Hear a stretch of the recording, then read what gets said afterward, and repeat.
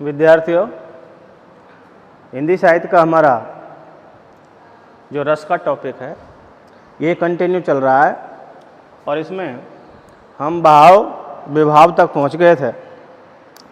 आज हम इसमें अनुभाव को पढ़ने जा रहे हैं और अनुभाव में देखिए, सबसे पहले अनुभाव की परिभाषा कि आश्रय के हृदय में स्थित स्थायी भाव का ज्ञान उसकी जिन चेष्टाओं से होता है उन्हें अनुभाव कहते हैं।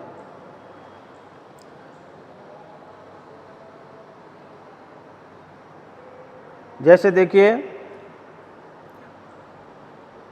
पिछले वीडियो में भी हमने आपको उदाहरण दिया था, भगवान रामचंद्र जी लक्ष्मण जी के साथ जनक जी की पुष्प वाटिका में जाते हैं और पुष्प वाटिका में वो सीता जी की छवि को बेलों के झुरमुट से होके देखते हैं तो उनके रूप सौंदर्य को देख करके वो मंत्रमुग्ध हो जाते हैं।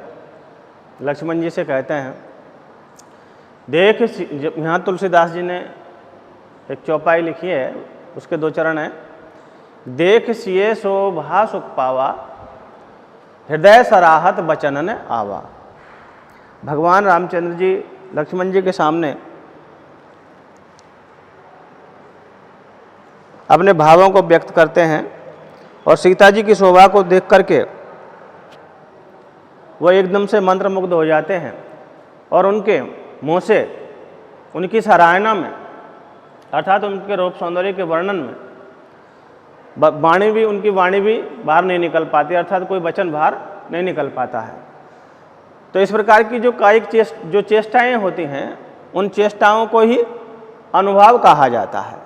तो ये अनुभाव है, ये 4 प्रकार के होते हैं। कितने प्रकार के होते हैं? 4 प्रकार के होते हैं। कौन कौन से? कायिक, वाचिक, आहार्य और सात्विक।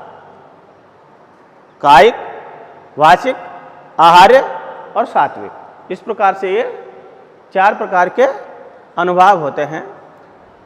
अब इसमें से जो पहला होता है कायिक, वो कायिक लेकर के हम चलें।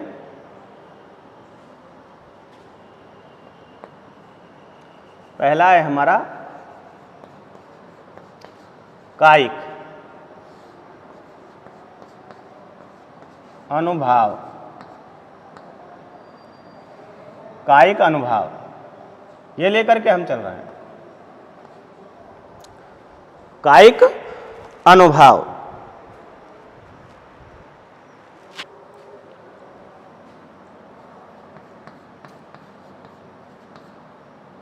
आश्रय की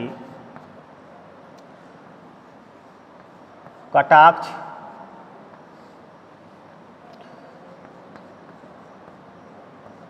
आदि कृत्रिम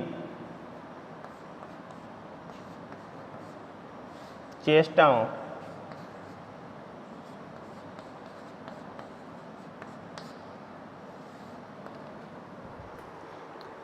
कृत्रिम चेष्टाओं को कायिक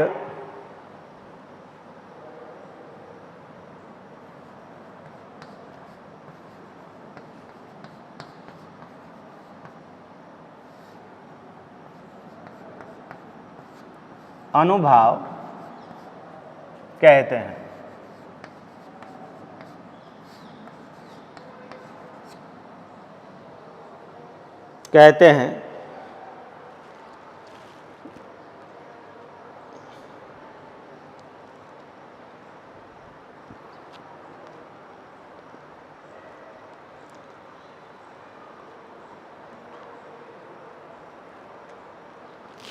कैसे?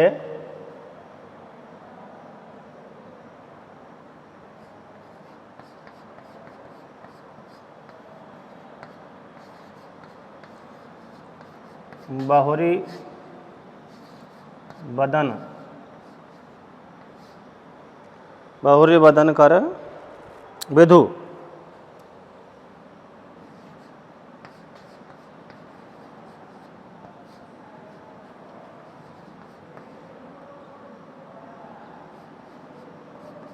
अंचल ढाकी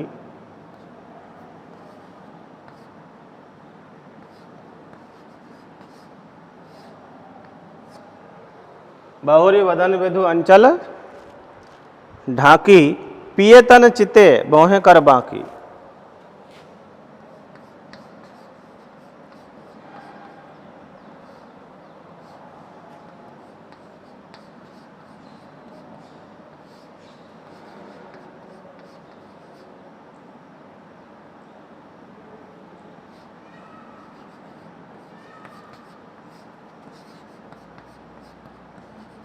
बाकी। तो देखिए यहां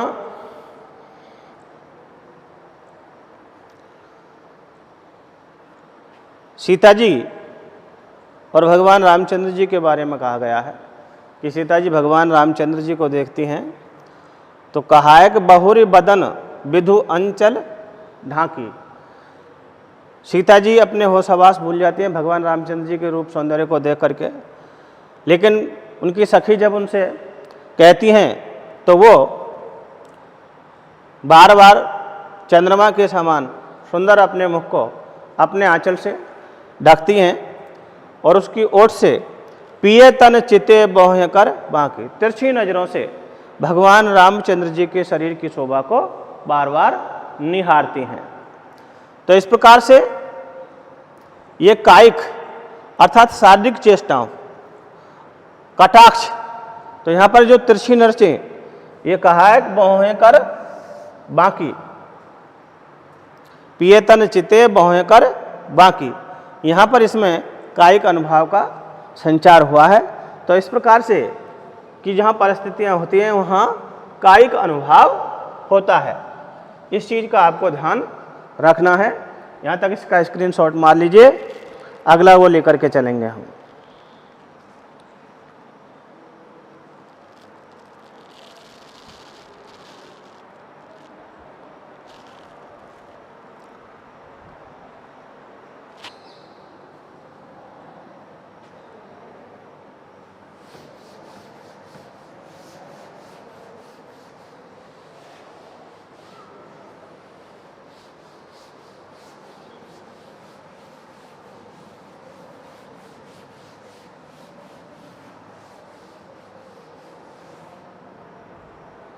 दूसरा है वाचिक।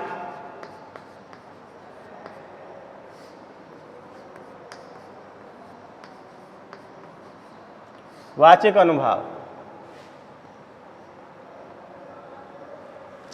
वाचिक अनुभाव,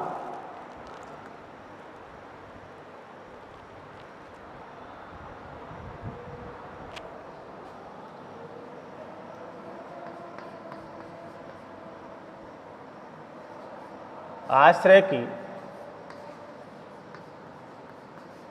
वाणी द्वारा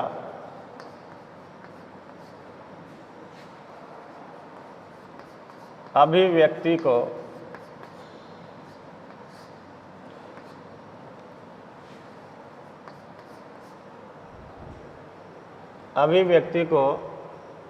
वाचिक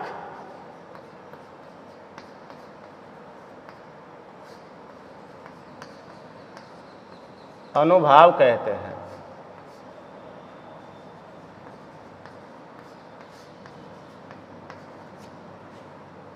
वाचिक अनुभाव कहते हैं। जैसे सो सब कारण जान विधाता,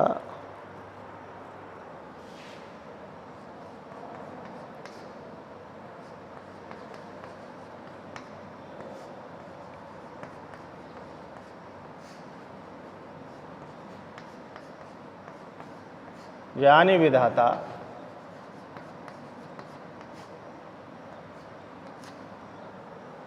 फर्क क्यों हूं, फर्क ही सुभग,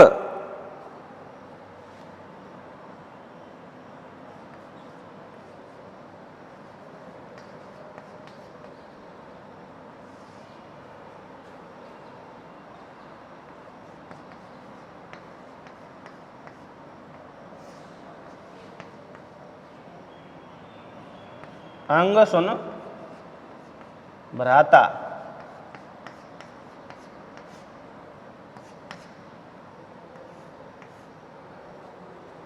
तो देखिए, सीता जी की शोभा को जैसे ही भगवान रामचंद्र जी पुष्प वाटिका में देखते हैं, लक्ष्मण जी से आकर के और कहते हैं कि न जाने क्यों उस सुंदरी के रूप सौंदर्य को देख करके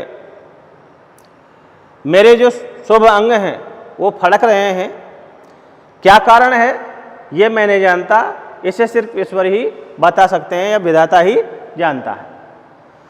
तो यहाँ पर फड़के ही सुभग अंग अर्थात अंगों का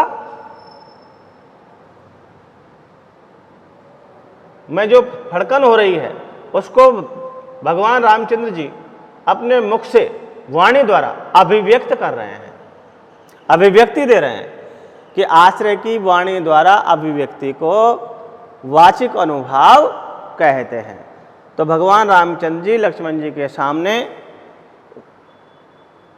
सीता जी की शोभा को देख करके उनके मन में जो भाव जागृत हुए, उनकी जो शारीरिक चेष्टाएं हो रही हैं उनको वाणी द्वारा अभिव्यक्ति दे रहे हैं। तो ऐसी परिस्थिति को वाचिक अनुभाव कहा जाता है। अगला आता है आप लोगों के आहार्य।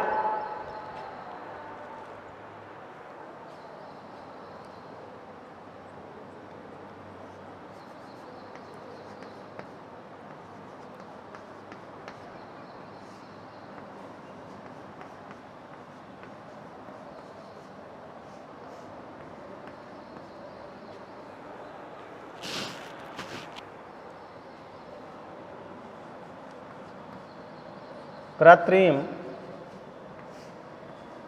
वेश रचना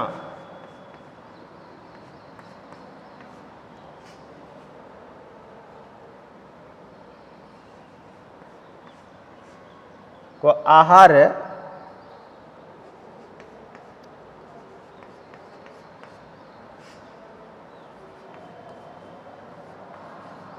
अनुभाव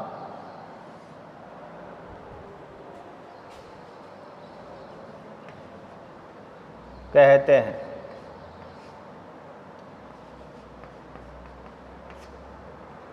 आहार्य अनुभाव कहते हैं।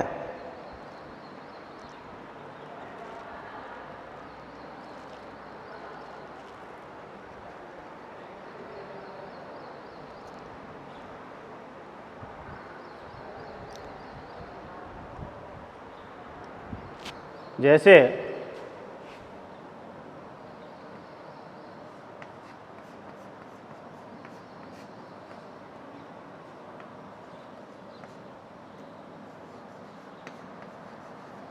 काक पक्ष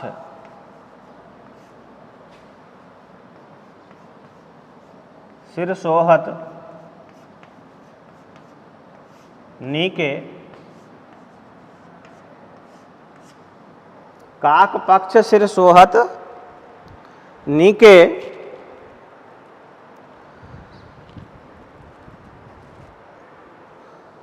गुच्छ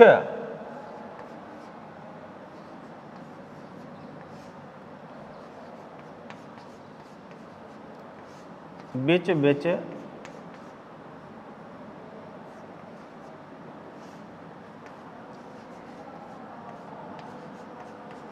कुसुम कली के।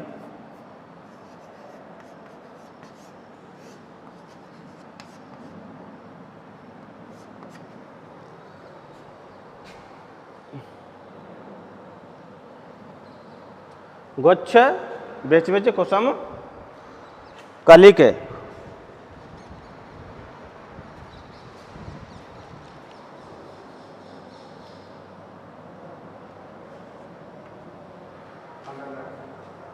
कुसुम कली के। तो इस प्रकार से देखिए कृत्रिम वेश रचना को अर्थात काक पक्ष सिर सोहत इसके बाद नीके, यहाँ पर वेश रचना की गई है गुच्छ बिच बिच कुसुम कली के, अर्थात जो श्रृंगार किया गया है उस श्रृंगार का वर्णन किया गया है। तो इस प्रकार की जहाँ परिस्थिति बनती है अर्थात जहाँ कृत्रिम वेश रचना का वर्णन किया जाए वो आहार्य अनुभाव के अंतर्गत आता है। इसका स्क्रीनशॉट मार लीजिए। आगे बढ़ते हैं।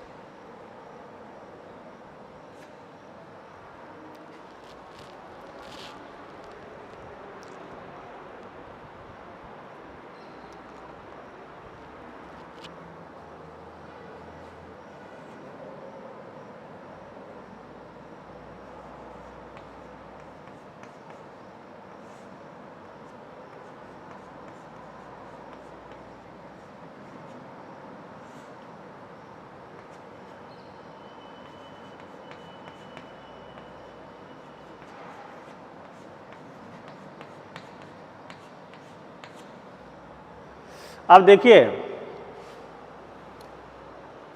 शरीर के अकृत्रिम अंग विकार को सात्विक अनुभाव कहा जाता है। अब ये अकृत्रिम अंग विकार है क्या? जैसे शरीर का कांपना, कंपन, रोमांच या फिर आंखों से आंसू आना, ये सब किस में आएगा? अकृत्रिम अंग विकार में आएगा। ठीक है, तो इस प्रकार की जहां स्थिति बनती है,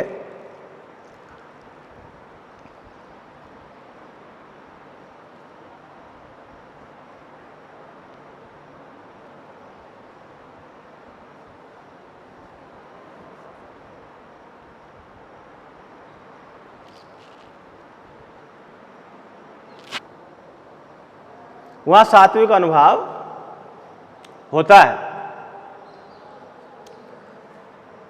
जैसे देखिए,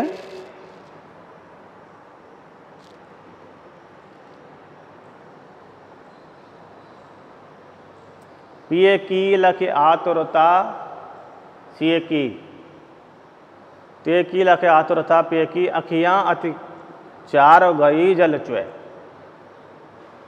नहीं, तो इस प्रकार की जहाँ स्थिति बनती है कि जहाँ आंखों से आंसू आने की स्थिति हो या फिर कंपन हो या फिर रोमांच हो, वहाँ पर सात्विक अनुभाव होता है। मुख्य रूप से आपको ये जो सात्विक अनुभाव है, ये सात्विक अनुभाव तो याद करना ही होगा। विशेष तौर से इस चीज़ का ध्यान रखें कि जहाँ शरीर के कांपने, रोमांच या आंसू आने की स्थिति जहाँ पर बनती है आश्रय के, वहाँ पर इस प्रकार की बातें बनती हैं। अब जो ये सात्विक अनुभाव है, इस सात्विक अनुभाव के 8 भेद होते हैं। कितने भेद होते हैं? 8 भेद होते हैं। वो कौन कौन से हैं वो मैं आप लोगों को यहाँ नोट करवा रहा हूँ। ये 8 भेद आप लोगों को याद करने होंगे, यहाँ लिखना है। सात्विक अनुभाव के 8 भेद होते हैं।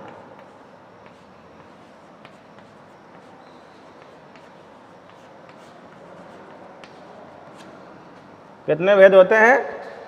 8 भेद होते हैं। पहला है स्तंभ।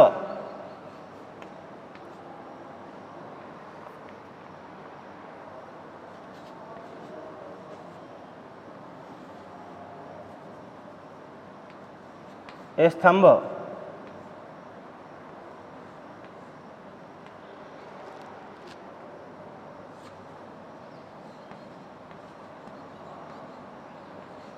जड़वत होना।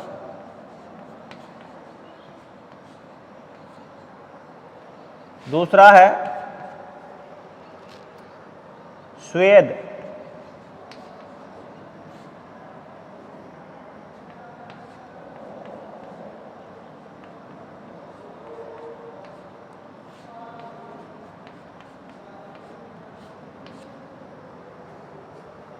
तीसरा है रोमांच।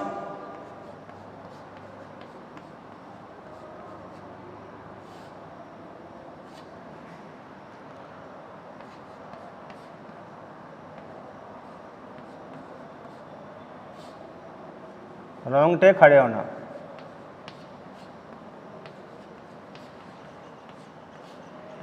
चौथा है स्वरभंग।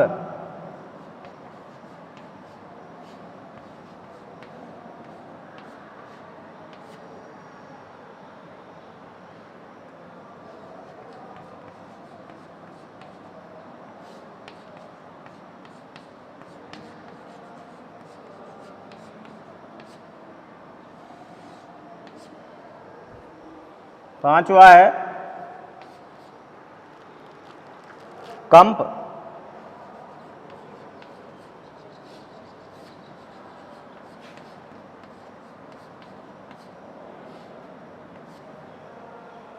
छठा है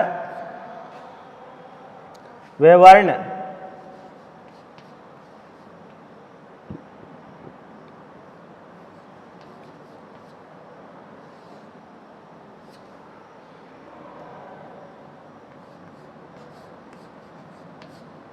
पीला पड़ना या रंग उड़ना।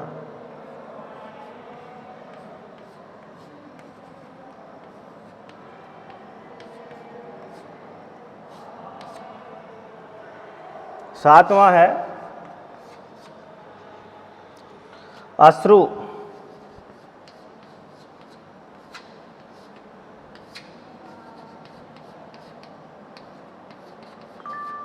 आंसू आना।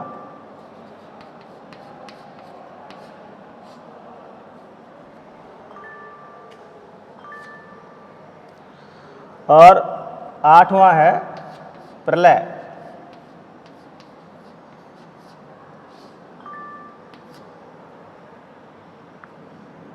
अर्थात मूर्छित होना।